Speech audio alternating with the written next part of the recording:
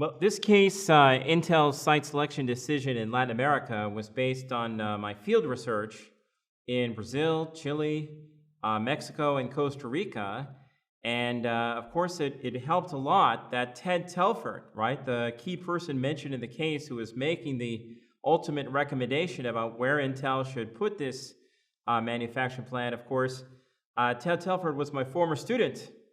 And so what I was able to do was speak to Ted and then eventually speak to the entire Intel site selection team and actually go down and visit each one of the countries and the locations and speak to the key government officials that Intel's team itself had visited, right? And so I got the government's perspective on all of this as well. So, ultimately, I think this this kind of gave me the broader perspective. A key thing to note is that Ted was a very smart guy, great guy, fantastic person, but he wasn't always necessarily the best student. So if you're reading the case and we're discussing this and you're saying, "Gee, why didn't he know this?" or "Why didn't he make that? Why didn't he know that already?" Even though he took Professor Nelson's class on Latin America. Well, keep in mind he didn't always come to class. So it's not my fault, right? If something like that happens. So I think that's important to note. This case did also become, really sort of inspired me to get interested in how these site selection decisions are made and how companies do this. And so I eventually went out and did, a lot of research on other companies and their site selection processes. And that's, of course, my book on harnessing globalization, the promotion of non-traditional foreign direct investment in Latin America.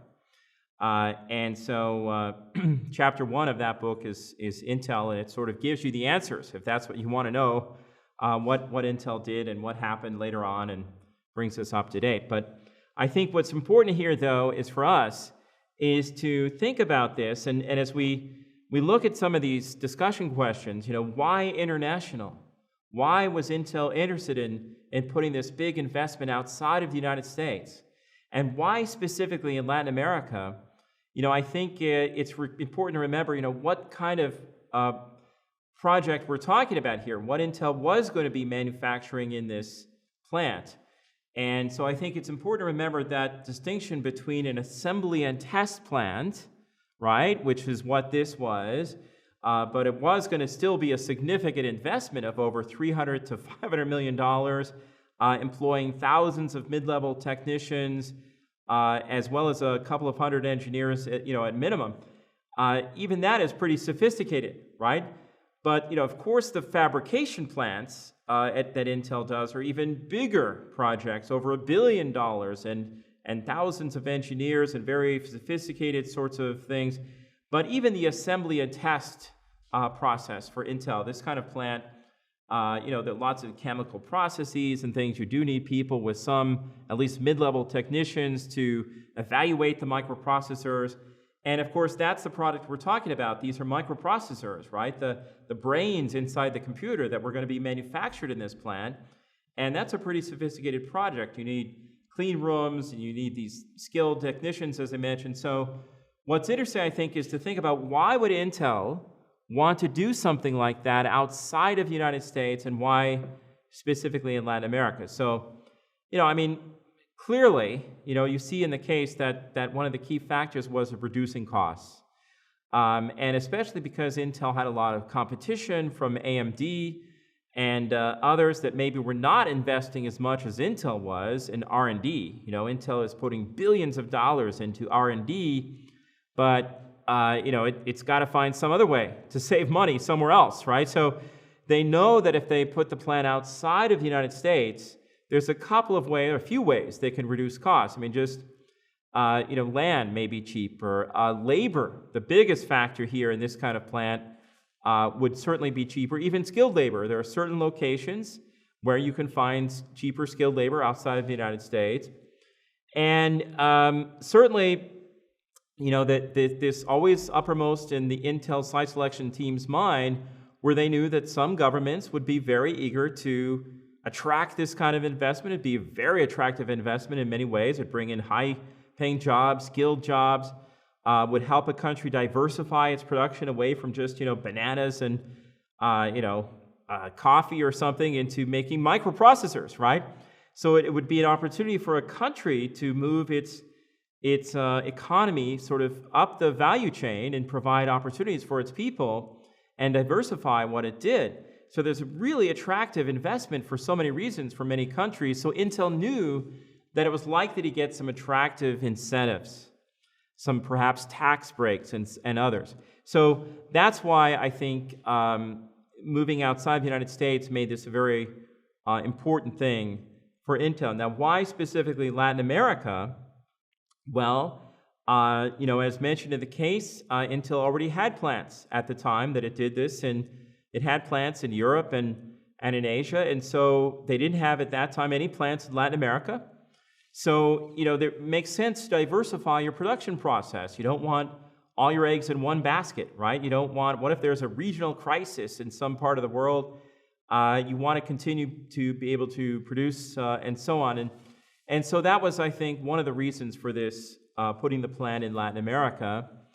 And Ted, of course, remember, Ted had taken my course on Latin America at Regional Business Environment of Latin America at Thunderbird. So when they told him, we only want you to consider Latin American locations, I would hope that went through his mind. I probably should have come to Nelson's class more often, but in any case, so this is why they decided to focus specifically on Latin America. And of course, as mentioned in the case, 100% of what was going to be produced in this plant was going to be exported primarily to the United States, to Europe as well, but primarily to the US, not sold in the domestic market. So that's how we can consider countries as diverse, right? The market size, like Brazil, with nowadays over 200 million people, and Costa Rica, with nowadays over 4 million people. If we were looking only at selling the product in the domestic market, then of course you would go immediately to Brazil. There'd be no doubt, right? But this 100% was going to be exported out primarily to US. And so Latin America is attractive for that reason, right? You can't get any closer to the United States than Latin America. In terms of low-cost locations, Canada doesn't count because it's a high-cost place. And that's how we can compare these very diverse countries, because the plan was to export everything. So that's why international, and that's why Latin America.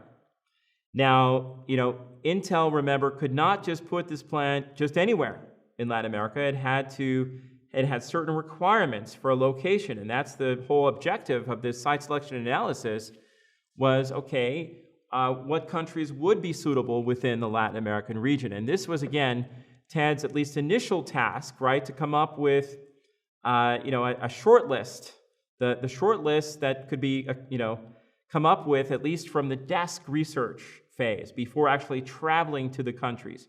So Ted, of course, understood that Intel had certain requirements, certain recommendations would be needed here, that they would, of course, need suitable numbers of advanced or skilled personnel. As I mentioned, thousands of mid-level technicians, at least a couple of hundred engineers, and you can't put a plant just anywhere in Latin America. You can't put a plant in the middle of the Amazon and find that readily. This other issue about labor unions was crucial, because Intel, at least as explained to me repeatedly by the Intel executives, Intel's manufacturing process is pretty unique in some respects. There are aspects here, even in the assembly and test phase, where you can't just stop the production. If you did that, there might be certain chemical processes that they're doing to these products that would destroy the whole batch or whatever it is you're producing. So Intel says, look, we just have to have a policy of not having labor unions.